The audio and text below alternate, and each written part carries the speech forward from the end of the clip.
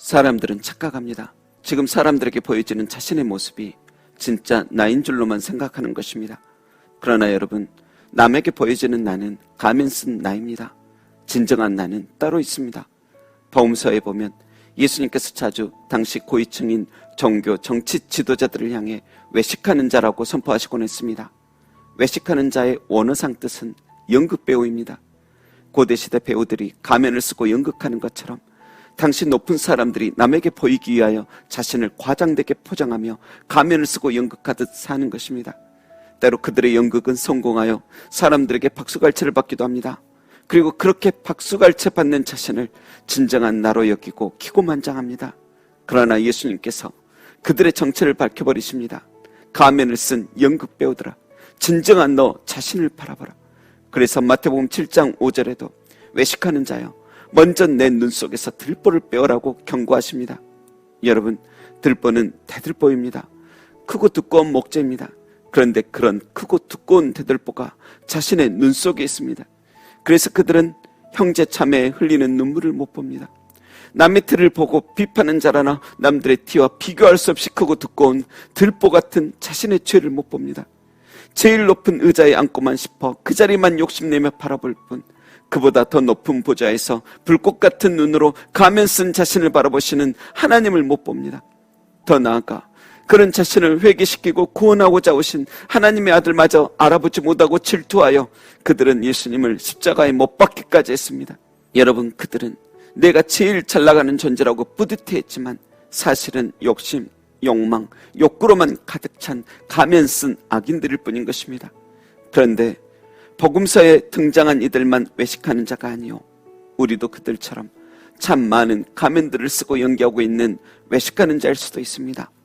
여러분, 양반탈을 쓰고 에헴거린다고 해서 진짜 양반이 되는 게 아닙니다.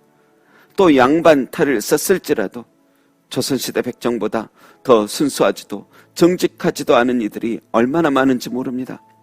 심지어는 그 헛된 가면이 뭐라고 평생 그것을 너무도 부러워하며 그것이 없다고 비참한 인생, 실패한 인생이라며 엉엉 울기까지 하는 사람들도 참 많습니다.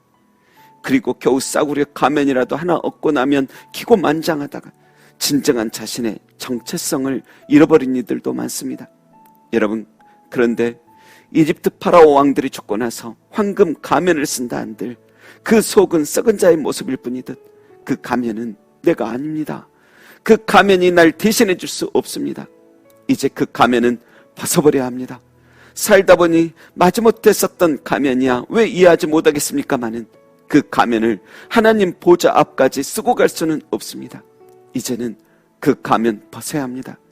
멀리서 보면 그럴듯해 보여도 가까이서 보면 땀에 젖고 오염되고 곧 망가질 그 가면 고집하지 말고 과감히 벗고 진정한 나로 하나님 앞에 나타나야 합니다. 그리고 부끄러워도 그 모습 그대로 나는 연약합니다.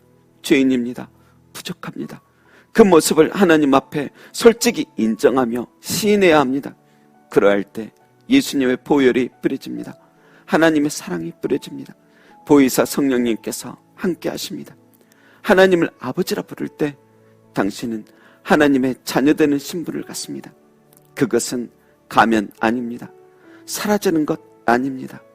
여러분, 영혼의 토기장이 되신 하나님 앞에 오늘도 빚음 받기를 원하는 당신은 그리스도 안에서 새로운 피조물입니다. 기도하겠습니다. 하나님 아버지, 남의 팀만 바라보기보다 내 눈에 들보가 있음을 알게 하옵소서.